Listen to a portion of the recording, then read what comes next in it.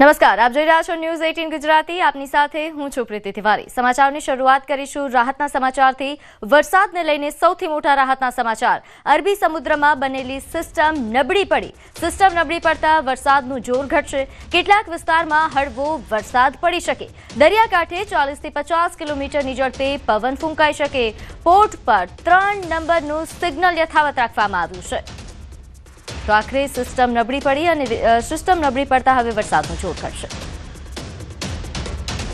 गुजरात में जो है अभी जो एक सिस्टम बना हुआ था नॉर्थ ईस्ट अरेबियन सी में, वो अभी कल तक वेल मार्क लो बना हुआ था, जो कि अभी weakened into low pressure area हो गया है over north east Arabian sea and adjoining area में, जो कि अगले 24 आवर्स में जो है इनसिग्निफिकेंट हो जाएगा और जिससे रेन में भी काफ़ी ड्रास्टिक गिरावट देखने को मिलेगी हमें पूरे गुजरात रीजन में. साथ ही साथ अगर हम बात करें हैवी रेनफॉल वार्निंग की, तो आज से जो है हैवी रेनफॉल वार्निंग जो है हटा ली गई है और कुछ जगहों पे जो है छिटपुट जो है बारिश हमें देखने को मिल सकती है अगले 2 दिनों तक. उसके बाद जो है रेनफॉल में भी ड्रास्टिक गिरावट देखने को मिलेगी. तो नवेम्बर में વધુ એક ચક્રવાત સર્જાશે. હવામાન નિષ્ણાંત અંબાલાલ પટેલની આગાહી. 16 થી 18 નવેમ્બરમાં એક ચક્રવાત સર્જાશે. બંગાળ ઉપસાગરમાં ભારે ચક્રવાત સર્જાઈ શકે. 18 થી 20 નવેમ્બર ચક્રવાતની અસર રહેશે તો એક વેસ્ટર્ન ડિસ્ટર્બન્સ પણ આવવાની શક્યતા છે. તો 18 થી 24 વચ્ચે ગુજરાતના વાતાવરણમાં પલટો આવી શકે. 15 ડિસેમ્બર સુધીમાં વેસ્ટર્ન ડિસ્ટર્બન્સના કારણે કમોસમી વરસાદની શક્યતા. તો ઉત્તર ગુજરાતના ભાગોમાં પણ મહત્તમ તાપમાન 30 થી 31 ડિગ્રી રહી શકે. ન્યૂનતમ તાપમાન 22 થી 23 ડિગ્રી. 18 નવેમ્બરની આસપાસ 16 થી 18 નવેમ્બરમાં બંગાળ ઉપસાગરમાં એક ભારે ચક્રવાત સર્જાવાની શક્યતા રહે છે, જેના કારણે લગભગ 18 થી 20માં આ ચક્રવાતની અસર રહેશે અને તેનો ભેદ બંગાળ ઉપસાગરનો ભેદ અને અરબ સાગરનો ભેદ અને આ સમયમાં એક વેસ્ટર્ન ડિસ્ટર્બન્સ પણ આવવાની શક્યતા રહે છે, જેના ઇન્ટરેક્શનના કારણે ગુજરાતમાં ફરી વાતાવરણમાં 18 થી 24માં પલટો આવવાની શક્યતા રહે છે. 18 થી 24માં વાદળવાયુ પણ આવવાની શક્યતા રહે છે. સામાન્ય રીતે હવાના હળવા દબાણ બંગાળ ઉપસાગરમાં ડિસેમ્બરની સુધીમાં રહેતા હોય છે. 15 ડિસેમ્બર સુધીમાં પણ વેસ્ટર્ન ડિસ્ટર્બન્સના કારણે કમોસમી વરસાદ થવાની શક્યતા રહે છે. તો ઉત્તર ગુજરાતના ભાગોમાં મહત્તમ તાપમાન 30 થી 31 ડિગ્રી રહી શકે. ન્યૂનતમ તાપમાન 22 થી 23 ડિગ્રી રહી શકે. દક્ષિણ ગુજરાતમાં ન્યૂનતમ તાપમાન ઘટશે. રવિ પાક માટે હવામાન સાનુકૂળ જણાશે. ઉત્તર ગુજરાતના ભાગોમાં મહત્તમ તાપમાન લગભગ 30-31 અને ન્યૂનતમ તાપમાન 22-23 ડિગ્રી સેલ્સિયસ આસપાસ રહેવાની શક્યતા રહેશે. દક્ષિણ ગુજરાતમાં પણ ન્યૂનતમ તાપમાન ઘટશે, એટલે લઘુત્તમ તાપમાન ઘટતા સવારે ઠંડા પવનો ફૂંકાવાની શક્યતા રહેતા રવિ પાકો માટે હવામાન સાનુકૂળ રહેતું જણાશે. મહેસાણાના ઊંઝામાં કમોસમી વરસાદ. ઊંઝામાં સવારથી જ કમોસમી વરસાદ થઈ રહ્યો છે. વરસાદના કારણે ખેડૂતોની ચિંતામાં વધારો થયો. ખેડૂતોના ઊભા પાકને નુકસાન જવાની ભીતિ છે.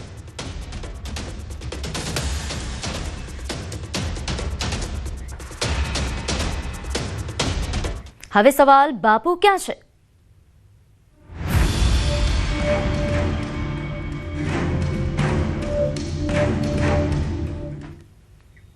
જૂનાગઢથી મહત્વના સમાચાર. અહીં ભારતી આશ્રમના લઘુ મહંત હજુ પણ લાપતા. સુસાઇડ નોટ લખીને ગુમ થયા બાદ હજુ નથી મળી આવ્યા. મહાદેવ ભારતીના ગુમ થવા મામલે પ્રતિક્રિયા પણ સામે આવી રહી છે. ભારતી આશ્રમ તરફથી પ્રતિક્રિયા સામે આવી. ગુરુભાઈ ઈશ્વરાનંદ ભારતી બાપુની પ્રતિક્રિયા. બાપુના સેવક દ્વારા પણ પ્રતિક્રિયા આપવામાં આવી છે. તેમના દ્વારા કહેવામાં આવ્યું છે કે મહાદેવ ભારતીની ઘટનાથી બાપુ ખૂબ જ ચિંતિત છે. અમે સૌને જાણ થતાં દુઃખની લાગણી અનુભવીએ છીએ. અમે પોલીસને વિનંતી કરીએ છીએ કે તાત્કાલિક બાપુની શોધખોળ કરી આપે. કોઈએ ખોટી અફવામાં આવવું નહીં અને અફવાઓ સાંભળવી પણ નહીં. તમામ સેવકગણને ભારતી આશ્રમ તરફથી વિનંતી પણ કરવામાં આવી છે. મહત્વનું છે કે મહાદેવ ભારતી આશ્રમમાંથી બહાર જતા હોવાના પણ સીસીટીવી સામે આવી રહ્યા છે. ત્યારે હાલ તો પોલીસ શોધખોળ પણ હાથ ધરી છે.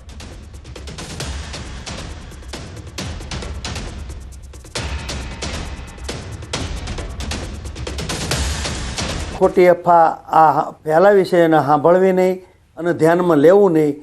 એવા ગુરુદત્ત ભગવાનને અમે પ્રાર્થના કરીએ છીએ કે વહેલામાં વહેલી તકે મહાદેવ ભારતી બાપુ આપણા જુનાગઢ પોલીસ સ્ટેશનથી તંત્રએ બહુ મહેનત ચાલુ છે અને અમને ભરોસો છે કે પોલીસ તંત્ર અમને મહાદેવ ભારતી બાપુને વહેલામાં વહેલી તકે શોધખોળ કરી અને લાવી અને આશ્રમનો ભેટો કરાવશે. આપ બધાને મારી એક વિનંતી છે અને પોલીસ પ્રશાસનને ખૂબ વિનંતી છે અને પોલીસ પ્રશાસન ઉપર અમને વિશ્વાસ છે પૂજા મહાદેવ ભારતી બાપુને જલ્દીથી શોધી કાઢે અને હેમખેમ રીતે પાછા અહીંયા લઈ આવે આશ્રમની અંદર એવી અમે ગિરનારી મહારાજ પાસે પ્રાર્થના કરી છે. અને હરિયાન બાપુની તબિયત નાજુક હોવાથી અત્યારે આપની સમક્ષ નથી આવી ચૂક્યા. ત્યારે હાલ આ મામલે વધુ વિગત સાથે મારી સાથે સંવાદદાતા અમાર બખાઈ જોડાઈ ગયા છે. અમાર, આ મામલે શું વધુ અપડેટ? ચોક્કસ કે જે રીતે મહાદેવ ભારતી બાપુ જે ગુમ થયાની વાત સામે આવી હતી અને ગઈકાલથી પોલીસ દ્વારા પણ તેમની શોધખોળ કરવામાં આવી રહી છે. ખાસ કરીને મહાદેવ ભારતી બાપુ રાત્રિના સમયે પોતાના આશ્રમમાંથી બહાર નીકળતા હોય તે સ્પષ્ટ કેમેરામાં કેદ થયા છે. તો બીજી તરફ તે જે વિસ્તારમાં જાય છે તે પ્રેરણાધામ અને આજુબાજુમાં જંગલ વિસ્તાર છે એટલે પોલીસ અને વન વિભાગ દ્વારા ત્યાં પણ શોધખોળ કરવામાં આવી છે. ખાસ તો વન વિભાગની પણ મદદ લેવામાં આવી છે અને જંગલ વિસ્તારની અંદર પણ શોધખોળ શરૂ કરાઈ છે. જે રીતે 5 પેજની જે સુસાઇડ નોટ સામે આવી છે તેમાં 3 લોકોના નામ છે કે તેમના દ્વારા હેરાનગતિ કરવામાં આવતી હતી. આજે મહાદેવ ભારતી બાપુ છે તે ગુમ થતા હવે જે હરિહરાનંદ ભારતી બાપુ જે મહંત છે તેમાં દુઃખની લાગણી જોવા મળી રહી છે. તેમની તબિયત નાદુરસ્ત જોવા મળી રહી છે. હાલ પોલીસ દ્વારા આ તમામ દિશાઓ પર તપાસ કરવામાં આવી રહી છે. આ જે સુસાઇડ નોટ મળી છે તેમાં જે નામ છે તે લોકોની પણ શોધખોળ અને પૂછપરછ કરવામાં આવી રહી છે. જી પ્રીતિ. જી, આભાર માહિતી આપવા બદલ. તો આગળ વાત કરીએ મહત્વના સમાચાર વડોદરાથી. અહીં પાદરા તાલુકામાં કોંગ્રેસમાં ભંગાણ. સ્થાનિક સ્વરાજ્યની ચૂંટણી પહેલા કોંગ્રેસમાં ગાબડું પડ્યું. કોંગ્રેસના મુખ્ય આગેવાન ભાજપમાં જોડાયા. 150 કાર્યકરોએ ભાજપનો ખેસ ધારણ કર્યો. એમએલએ ચૈતન્યસિંહ ઝાલાએ તમામને ભાજપમાં આવકાર્યા. તો વધુ વિગત સાથે મારી સાથે સંવાદદાતા હાર્દિક જોડાઈ ચૂક્યા છે. હાર્દિક, કોંગ્રેસમાં ભંગાણ, જે ભાજપમાં તમામ કાર્યકર્તાઓ જોડાયા છે, વધુ વિગત જણાવશો? બિલકુલ પ્રીતિ, જો પાદરા તાલુકાની વાત કરીએ તો તાજેતરમાં જ્યારે પાદરા એપીએમસીની ચૂંટણી યોજાઈ હતી ત્યારે જે કાયમી હારનો સામનો જે છે તે કરવો પડ્યો હતો અને આ હારના જે ઠીકરા છે તે ધારાસભ્ય ચૈતન્યસિંહ ઝાલાના માથે ફોડાયા હતા. ત્યારે ખાસ કરીને વાત કરીએ તો આ ડેમેજ કંટ્રોલ કરવાની એક જાતની આ રાજકારણની પ્રક્રિયા છે. કોંગ્રેસના જે કાર્યકર્તાઓ છે લગભગ 150 જેટલા કાર્યકર્તાઓ છે. કોંગ્રેસના મુખ્ય આગેવાન મહેશ જાદવ સહિતના જે કાર્યકર્તાઓ છે તેમને કેસરીઓ ધારણ કર્યો છે. ગઈકાલે સાંજે કાર્યક્રમનું આયોજન કરવામાં આવ્યું હતું અને ધારાસભ્ય ચૈતન્યસિંહ ઝાલાના હસ્તે ખેસ જે છે તેમને ધારણ કર્યો હતો. ખાસ કરીને જો આપણે વિસ્તારની વાત કરીએ તો જાસપુર અને ડસ્પા ગામે આ જે ભંગાણ છે તે કોંગ્રેસમાં કહી શકાય. જી, આભાર માહિતી આપવા બદલ. તો વડોદરા પાદરાના રાજકારણમાં ગરમાવો. જિલ્લા ભાજપ પ્રમુખ રસિક પ્રજાપતિએ ભાજપ નેતાઓને કટાક્ષ. જિલ્લા ભાજપમાં જૂથબંધી વચ્ચે રસિક પ્રજાપતિનું નિવેદન. કાર્યકર્તાઓને ગેરમાર્ગે દોરવાનું બંધ કરો. કોઈ પણ કાર્યકર્તાઓને ગેરમાર્ગે દોરે તો મારી પાસે લાવજો. નાની મોટી ચૂંટણી થયા કરે, કામ કરે એની ભૂલ થાય, કાર્યકર્તાની ભૂલ થાય. જિલ્લા ભાજપ પ્રમુખે આડકતરી રીતે ચેતવણી આપી છે. એવું નથી કે આપણે પાણીની સાથે પાડ પણ કાઢી નાખીએ. કાર્યકર્તાનું મિત્રો ધ્યાન રાખવું પડે. કાર્યકર્તાને ધ્યાનમાં ન રખાય અને કામ કરે એની ભૂલ થાય. કાર્યકર્તાની ભૂલ થાય એનો મતલબ એ નથી કે આપણે એને પાણીની ઘોડે બહાર કાઢી નાખીએ મિત્રો. હા, ગેરમાર્ગે દોરે ને એને મારા સુધી તમે મોકલજો. તો શામ દામ દંડ અને ભેદ, કોઈને ડરાવવા, ધમકાવવા અને મારી નાખવાની ધમકી આપવી. કેમ? કારણ કે તે પૂછ્યા વગર આમ આદમી પાર્ટીની સભામાં પહોંચી ગયા. એટલા માટે જ એક નેતાને તે લોકોનો ઉધડો લઈ લીધો અને ફોન પર ગાળોનો વરસાદ કર્યો. ઘટના છે અમરેલીની. અહીં અપશબ્દોનો વરસાદ કરતા નેતા છે ભાજપના તાલુકા પ્રમુખ ચેતન ધાનાણી. જો કે આ ઘટના બાદ તેની સામે એટ્રોસિટી એક્ટ હેઠળ ગુનો નોંધાયો છે. લાલાવદર ગામના લોકો 2 દિવસ પહેલા સુરેન્દ્રનગર સભા ગયા હતા. અહીં આ વાતની જાણ ચેતન ધાનાણીને થઈ અને ફોન કરીને અપશબ્દોની રમઝટ બોલાવી દીધી અને સાથે જાતિવાચક ટિપ્પણી પણ કરી. મહેશભાઈ ઉર્ફે જીગાભાઈ માધડને જ્ઞાતિ પ્રત્યે હળધૂત કરી જાનથી મારી નાખવાની ધમકી આપી. ઓડિયો ક્લિપ સોશિયલ મીડિયા પર વાયરલ થઈ રહ્યો છે, જેના કારણે દલિત સમાજમાં ઘેરા પ્રત્યાઘાતો પડ્યા. અમરેલી તાલુકા પોલીસ સ્ટેશનમાં તાલુકા ભાજપ પ્રમુખ ચેતન ધાનાણી સામે ફરિયાદ નોંધાઈ છે.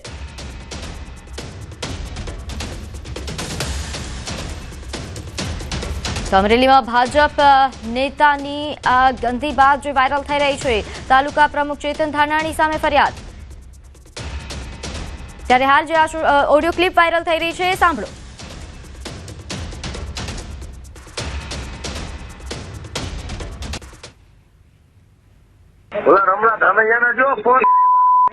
બધા ફોન કેમ સ્વિચ ઓફ કરી નાખે છે? હું બીક લાગે છે. હું કેજરીવાલ તમારે હું હાલો થઈ છે? એલા ભાઈ હાલાનું ન હોય એવું ન હોય, આ તો જાતા હતા. કેજરીવાલ તમારે હું હાલો થઈ છે? તો કામના કામ તમે કરવા મળો બધા જાઓ. એલા કામ ની વાત મેં તને ક્યારે કીધું તો તમે સૌથી પહેલા કરી વખતે અમે એના બેઠા.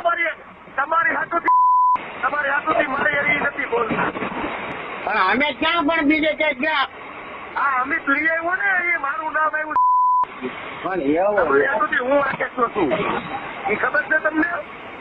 પણ એ જો એવું હું ક્યાં કહું છું ભાઈ, તમે કીધું તમારે તાલુકા ભાજપનો પ્રમુખ છું, મારા ગામમાંથી માણસો છે ને, આ મારો ભાઈબંધ નો કાકો છે કેદુની રાજકારણ, પણ અમે રાજકારણમાં ગયા છે. અરવિંદ કેજરીવાલ હાડુભાઈ તમારે હું નજીક છું, નજીક છે. એટલે તું નજીક પણ નજીક તો તું હોય એવું થોડું હોય. તમારી સિવાય કોઈ જાતું નથી, મારો પીતો ફાટે છે.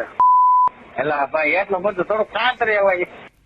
તો હાલ મારી સાથે જિલ્લા ભાજપ પ્રમુખ અતુલ કાનાણી જોડાઈ ગયા છે. પહેલા તો અતુલભાઈ, ન્યૂઝ 18 પર આપનું સ્વાગત છે. અને સવાલ એ છે કે ભાજપના નેતાઓ આટલા કેમ બોખલાઈ ગયા છે? કોઈ આમ આદમી પાર્ટીના સભામાં જાય તો આ રીતે ગાળોનો વરસાદ કરવો એ કેટલું યોગ્ય? પહેલા તો વસ્તુ યોગ્ય વર્તન કર્યું છે એ જરા પણ યોગ્ય ન હતું એમનું વર્તન. સામાજિક આગેવાન અથવા રાજકીય આગેવાન કોઈ પણ હોય, એમણે પોતાની વાણી ઉપર કાબુ રાખવો જોઈએ.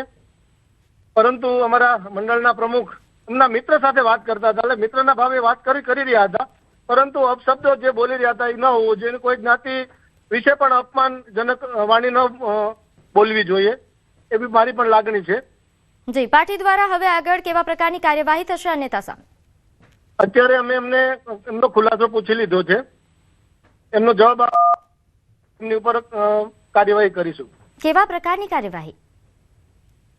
પાર્ટી તરફથી એમને સકોજ નોટિસ આપવામાં આવશે અને એના યોગ્ય જવાબને નહીં અમને મળવામાં સંતોષકારક, એમની ઉપર શિક્ષાત્મક કાર્યવાહી કરવામાં આવશે. બિલકુલ, ચલો કાર્યવાહી તો થઈ જશે અતુલભાઈ, પરંતુ આ ઘટના બાદ ઘણા સવાલો ઉઠી રહ્યા છે. સવાલો પાર્ટીના નેતાઓ પર તો ઉઠી જ રહ્યા છે, પરંતુ જે એક જનતાના મગજમાં સવાલ ઉઠશે કે શું ભાજપના નેતાઓ એટલા બોખલાઈ ગયા છે, એટલો ડર છે કે આટલી નાની બાબતમાં આટલો ગુસ્સો કરવો? ભાજપનો કાર્યકર્તા હંમેશા લોકોની સાથે રહ્યો છે, લોકોની પડખે રહ્યો છે, લોકોના દુઃખમાં હંમેશા ભાગીદાર હોય છે. પરંતુ આ એક જ એવો મુદ્દો બન્યો છે જેનાથી કોઈ એવું આપણે ન કહી શકીએ કે ભાજપના બધા જ લોકો વિચલિત થઈ ગયા છે.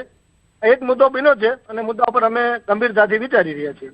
જી, આપ અમારી સાથે જોડાયા, આપનો ખૂબ ખૂબ આભાર. તો હાલ જે રીતે જિલ્લા ભાજપ પ્રમુખ દ્વારા કહેવામાં આવ્યું છે કે નેતા વિરુદ્ધ કાર્યવાહી કરવામાં આવશે, ખુલાસો માંગી લેવામાં આવ્યો છે, પરંતુ હવે તે બાદ કાર્યવાહી થશે, કેવા પ્રકારની કાર્યવાહી થશે તે જોવું રહ્યું. વધુ વિગત સાથે મારી સાથે સંવાદદાતા જોડાઈ ચૂક્યા છે. રાજન, આ મામલે જે કેવા પ્રકારની પ્રતિક્રિયા લોકો તરફથી પણ આવી રહી છે તે પણ જાણવું રહેશે. કેવા પ્રકારની રાજકીય હલચલ? પ્રીતિ, આમ જોવા જઈએ તો છેલ્લા 2 દિવસથી આ ઓડિયો ક્લિપ સમગ્ર અમરેલી જિલ્લામાં અને સૌરાષ્ટ્રમાં ફરી રહી છે. અમરેલીના લાલાવદર ગામના કેટલાક લોકો સુરેન્દ્રનગરના કોઈ વિસ્તારમાં જે આમ આદમી પાર્ટીની સભા થઈ હતી તેમાં ગયા હતા અને ત્યારબાદ અમરેલી તાલુકા ભાજપના પ્રમુખ જે ચેતન ધાનાણી છે તેમણે જે લોકો સભામાં ગયા હતા તેમને ફોન પર બીભત્સ ગાળો બોલી અને હળધૂત કર્યા હોવાની પોલીસ ફરિયાદ પણ અમરેલી તાલુકા પોલીસમાં નોંધાઈ છે. એટ્રોસિટી એક્ટ હેઠળ આ ફરિયાદ નોંધવામાં આવી છે. પરંતુ ચોક્કસથી સવાલ એ થાય કે રાજકીય આગેવાનો મતદારો કે તેમના કાર્યકરો કે તેમના ગ્રામજનોને આ રીતે હળદૂત કરે તે બિલકુલ યોગ્ય નથી, કારણ કે દરેક વ્યક્તિ પોતાની રીતે સ્વતંત્ર હોય છે, તેને ક્યાં જવું ક્યાં ન જવું તે પોતે નિર્ણય કરતો હોય છે. એટલે આ પ્રકારની ઘટનાથી લોકોમાં પણ ખૂબ રોષ જોવા મળી રહ્યો છે. જોકે હવે આ સમગ્ર મામલે પોલીસ ફરિયાદ પણ દાખલ થઈ ગઈ છે, એટલે હવે જોવું રહ્યું કે પોલીસ પણ શું કાર્યવાહી કરે છે અને બીજેપી પણ શું કાર્યવાહી કરે છે. પ્રીતિ, રાજન, આપ અમારી સાથે જોડાયા, ખૂબ ખૂબ આભાર. આગળ વાત કરીએ મહત્વના સમાચાર રાજકોટથી. અહીં યુવતીની છેડતી કરનારાની ધોલાઈ થઈ. મુખ્ય બસ સ્ટેન્ડ નજીક છેડતીની ઘટના બની હતી. છેડતી કરનારની ધોલાઈ કરવામાં આવી. અસામાજિક તત્વોની સ્થાનિકોએ ધોલાઈ કરી નાખી. સ્થાનિકોએ આ જે છેડતી કરનાર વ્યક્તિ છે તેને ઝડપી પાડ્યો અને મેથી પાક ચખાડ્યો. આવા અસામાજિક તત્વો સામે કડકમાં કડક કાર્યવાહી કરવા પણ સ્થાનિકો માંગ કરી રહ્યા છે. આ ઘટનાનો એક વિડીયો પણ સામે આવી રહ્યો છે, જેમાં સ્થાનિકો આ યુવકની જે છેડતી કરતો હતો તેની ધોલાઈ કરતા નજરે પડી રહ્યા છે. રાજકોટની આ ઘટના છે મુખ્ય બસ સ્ટેન્ડ પાસેની ઘટના, જ્યાં સ્થાનિકોએ આ યુવકને ઝડપીને મેથી પાક ચખાડ્યો. યુવતીની છેડતી કરનારની ધોલાઈ. વધુ વિગત સાથે મારી સાથે સંવાદદાતા અંકિત જોડાઈ ગયા છે. અંકિત, આ મામલે કોઈ પ્રકારની કાર્યવાહીના સમાચાર? ચોક્કસ ખાસ કરીને વાત કરવામાં આવે તો હાલ અત્યાર સુધી કોઈ સત્તાવાર પોલીસ ફરિયાદ નથી નોંધાઈ, પરંતુ જે પ્રકારે વિડીયો સામે આવ્યો છે, વિડીયોમાં જે પ્રકારે સંવાદ સામે આવ્યો છે તે ઉપરથી સ્પષ્ટપણે લાગી રહ્યું છે કે આ જે ઘટના બની છે તે રાજકોટ શહેરના એ ડિવિઝન પોલીસ સ્ટેશન વિસ્તારમાં બસ સ્ટેશન નજીક બની હોવાનું છે તે સામે આવ્યું છે, કે જ્યાં એક યુવતી છે કે જેની છેડતી કરવામાં આવે છે, જે બાઇક ચાલક છે તેમના દ્વારા છેડતી કરવામાં આવે છે અને ત્યારબાદ સમગ્ર મામલો છે તે બીચકાઈ છે અને સ્થાનિકો દ્વારા આ જે યુવક છે તેના કપડા છે તે ફાડીને પણ તેને મારવામાં આવે છે. એક તરફથી રાજકોટ શહેર પોલીસ દ્વારા તાજેતરમાં જ નાઇટ પેટ્રોલિંગ છે તે શરૂ કરવામાં આવી છે. બીજી તરફ લુખ્ખા તત્વો અને અસામાજિક તત્વો હજુ પણ બેફામ બનીને પોલીસને પડકાર ફેંકતા હોય તેવું લાગી રહ્યું છે. જી અંકિત, આભાર માહિતી આપવા બદલ. અને આપ જોડાયેલા રહેજો. રાજકોટમાં હાલ જે રીતે અસામાજિક તત્વોનો આતંક વધી રહ્યો છે એ ખૂબ જ ચિંતાજનક. તો રાજકોટમાં ગેંગવોર મામલે, જે ગેંગવોર બાદ ફાયરિંગની ઘટના બની હતી, જેમાં આરોપીઓને આશરો આપનાર બેની ધરપકડનો કુલ આંક હવે 12 પર પહોંચ્યો. કુખ્યાત અને મુખ્ય આરોપી સમીર ઉર્ફે મુર્ગો હજુ પણ પોલીસ પકડથી દૂર છે. ફાયરિંગ માટે હથિયાર સપ્લાય કરનારની પણ ધરપકડ કરાઈ છે. આ મામલે વધુ વિગત સાથે મારી સાથે સંવાદદાતા અંકિત જોડાયેલા છે. અંકિત, ગેંગવોર બાદ જે પ્રકારની કાર્યવાહી થઈ રહી છે, હાલ આ કાર્યવાહીને લઈને શું અપડેટ? જે ચોક્કસ વાત કરવામાં આવે તો ગત 29 ઓક્ટોબર 2025ના રોજ રાત્રિના 3:30 કલાક આસપાસ એ ડિવિઝન પોલીસ સ્ટેશન વિસ્તારમાં જે મંગળા રોડ આવેલો છે, આ મંગળા રોડ ઉપર જે પ્રગતિ હોસ્પિટલ છે, આ પ્રગતિ હોસ્પિટલની સામેના ભાગમાં જાહેર રોડ ઉપર પેંડા ગેંગ અને મુર્ગા ગેંગ વચ્ચે ફાયરિંગ થયું હતું. બંને જે ગેંગ છે તેમના દ્વારા સરેઆમ જાહેર છે તે એકબીજા ઉપર ફાયરિંગ કરવામાં આવ્યું હતું ને તે મામલે ખુદ પોલીસ છે તે ફરિયાદી બની છે. અત્યાર સુધીની જો વાત કરવામાં આવે તો પોલીસ દ્વારા વધુ 2 આરોપીઓની છે તે ધરપકડ કરવામાં આવી છે. અગાઉની જો વાત કરવામાં આવે તો પેંડા ગેંગના 7 જેટલા સાગરીતોની ધરપકડ કરવામાં આવી હતી, તેમજ મુર્ગા ગેંગના 3 જેટલા આરોપીઓની ધરપકડ કરવામાં આવી હતી. આમ અત્યાર સુધી 10 આરોપીઓને પકડી પાડવામાં આવે છે, ત્યારે વધુ 2 આરોપીઓને પકડી પાડવામાં આવે છે કે જેમના દ્વારા જે આરોપીઓ છે તેમને આશરો આપવામાં આવ્યો હતો. બીજી તરફ વાત કરવામાં આવે તો જે ફાયરિંગની જે ઘટના બની હતી તેમાં જિગ્નેશ ઉર્ફે ભૈલું ગઢવી પાસે જે હથિયાર હતું, આ હથિયાર તેને સંજય રાજસિંહ ઉર્ફે ચિંટુ ઝાલા પાસે મેળવ્યું હતું. ત્યારે પોલીસ દ્વારા સમગ્ર મામલે સંજય રાજસિંહ ઉર્ફે ચિંટુ ઝાલાની ધરપકડ કરવામાં આવી છે. સંજય રાજસિંહ ઉર્ફે ચિંટુ ઝાલા પાસેથી પણ એક હથિયાર છે તે કબજે કરવામાં આવ્યું છે અને જે મામલે ડીસીબી પોલીસ સ્ટેશન ખાતે સ્પેશિયલ ઓપરેશન ગ્રુપની ટીમ દ્વારા ગુનો છે તે પણ નોંધાવવામાં આવ્યો છે. જી આભાર માહિતી આપવા બદલ. તો કચ્છમાં 2 યુવકોને તાલિબાની સજા આપવા મામલે 4 લોકો સામે નામજોગ સહિત 15 ફરિયાદ નોંધાઈ છે. 15 સામે ફરિયાદ નોંધાઈ છે. 2 યુવકો પર અમાનુષી અત્યાચાર કરાયો હતો. ખાવડા પંથકનો વિડીયો વાયરલ થયો હતો. યુવાનો ખોવાઈ ગયેલી ગાયો શોધવા માટે આવ્યા હતા. સીમાડે મળેલા યુવકોએ મહિલાઓની છેડતી કરવા આવ્યા છો કહીને અત્યાચાર ગુજારેલો, માર મારીને અડધી મૂછ અને અડધો ટકો કરી લાલ મરચાની ભૂકી ભભરાવી હતી અને જાળ સાથે બાંધીને માર માર્યો હતો, જેનો વિડીયો ઉતારી વાયરલ કર્યો હતો. ખાવડા પોલીસે ફરિયાદ નોંધી અને આગળની કાર્યવાહી હાથ ધરી. આ મામલે વધુ વિગત સાથે મારી સાથે સંવાદદાતા મેહુલ જોડાઈ ગયા છે. મેહુલ, આ મામલે કેવા પ્રકારની કાર્યવાહી?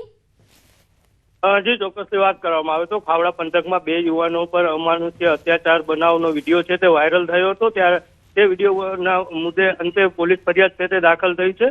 જે ભોગ બનનાર છે તે પોતાની ગાય શોધવા માટે છે તે સીમાડામાં ગયો હતો અને જે મહિલાઓની છેડતી બાબતે બંદૂક રાખીને જે 2 લોકો ટોળું હતું તેઓએ છે તે અમાનુષ્ય વર્તન કર્યું હતું અને અંતે છે તે 4 લોકોના નામજોગ અને 15 જેટલા ટોળા વિરુદ્ધ છે તે ખાવડા પોલીસ મથકમાં હાલ ફરિયાદ નોંધાઈ છે. જી મેહુલ, આભાર માહિતી આપવા બદલ. તો હાલ જોઈએ તે સંવાદદાતાએ જણાવ્યું કે 15 લોકો વિરુદ્ધ ફરિયાદ નોંધાઈ. હવે વાત ખોટા ખર્ચા પર બ્રેકની.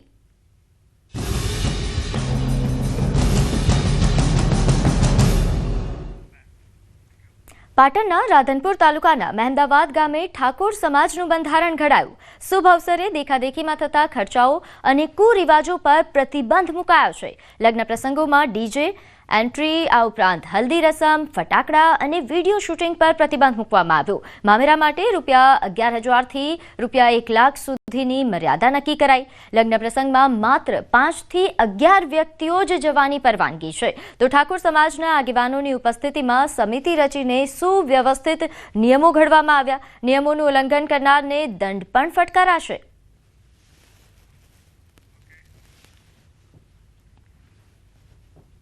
લગ્નમાં ડીજે એન્ટ્રી, હલ્દી અને ફટાકડા કે વિડીયો શૂટિંગ બંધ કરવામાં આવે છે.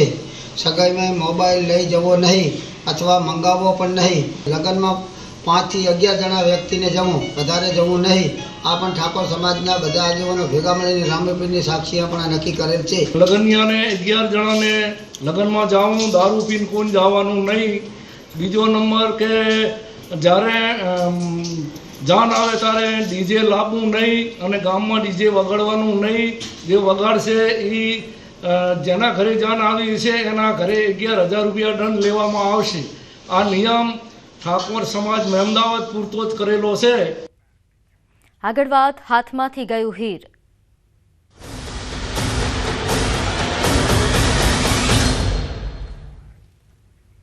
ગુજરાતમાં દિવાળી પછી હૈયા હોળી જેવી સ્થિતિ છે. તહેવારો પૂરા થતાં જ શરૂ થયેલા માવઠાએ ખેડૂતોની હાલત દયનીય કરી છે. ખેડૂતના મિત્ર મેઘરાજા ભર શિયાળે એવા ત્રાટક્યા કે તાતને દેવામાં ડૂબાડી દીધા. હવે આ ઘામાંથી કઈ રીતે બેઠા થશે તેને લઈને ખેડૂતો ચિંતામાં મુકાયા છે. સરકારે ખેડૂતોના દર્દને લઈને સંવેદના વ્યક્ત કરવાની સાથે તાત્કાલિક સહાયની પણ ખાતરી આપી છે. પણ શું આ સરકારી સહાય આ ખેડૂતોને આર્થિક સંકટમાંથી બહાર કાઢી શકશે? કમોસમી વરસાદનો કહેર કે જેનાથી ખેડૂતો ત્રાહિમામ છે. હવે ખેડૂતો કુદરતને 2 હાથ જોડી રહ્યા છે. આકાશી તબાહીએ ઓક્ટોબરના અંતમાં આતંક મચાવ્યો. રાજ્યમાં છેલ્લા કેટલાય દિવસથી માવઠાનો માર પડી રહ્યો છે. અનેક જિલ્લાઓમાં 3 થી 4 ઇંચ વરસાદ વરસ્યો. ઓક્ટોબર મહિનામાં વરસાદે છેલ્લા 27 વર્ષનો રેકોર્ડ તોડ્યો છે.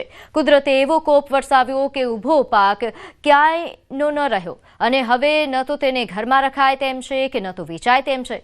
ભર શિયાળે આકાશમાંથી એવી આફત ત્રાટકી કે તૈયાર પાકના પાથરા હોય કે ખેતરમાં લીલો પાક બધાને હતો ન હતો કરી દીધો. માટે જ હવે ખેડૂત ખેતરમાં મગફળીના પાકને દિવાસળી ચાપી રહ્યો છે.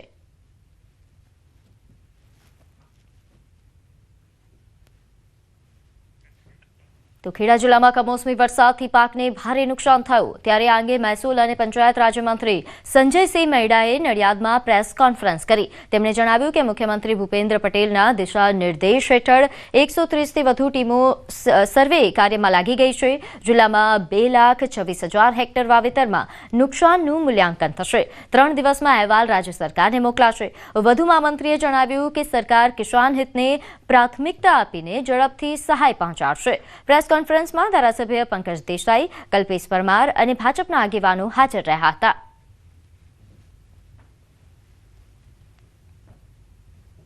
ખેડા જિલ્લાની વાત કરીએ તો 2,26,499 હેક્ટરમાં વાવેતર હતું, અસરગ્રસ્ત વિસ્તારનું 130 ટીમ દ્વારા રોજકામ કરવામાં આવી રહેલ છે, જે કામ વધુ ઝડપથી કરવા માટે ટીમોને કામે લગાડેલ છે.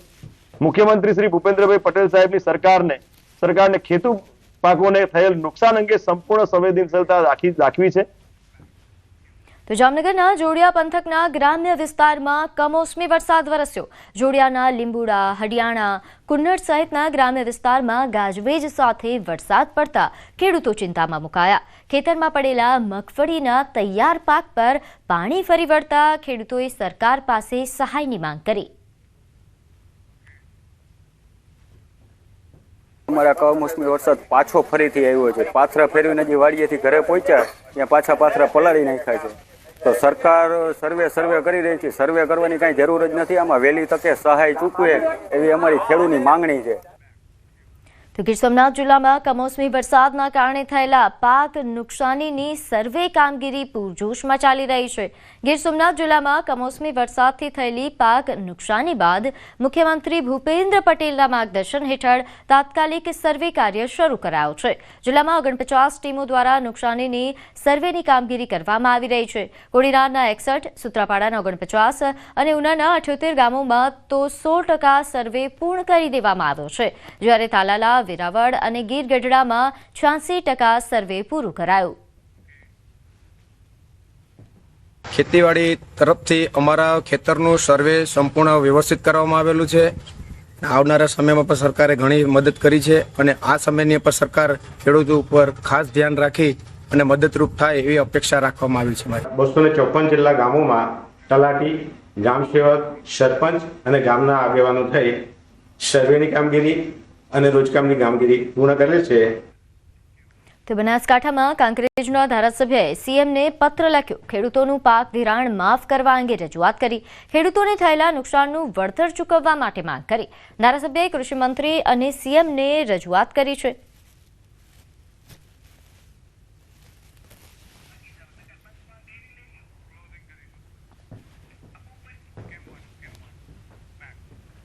તો સમાચારોમાં હાલ બસ આટલું જ. આપ જોતા રહો ન્યૂઝ 18 ગુજરાતી. નમસ્કાર.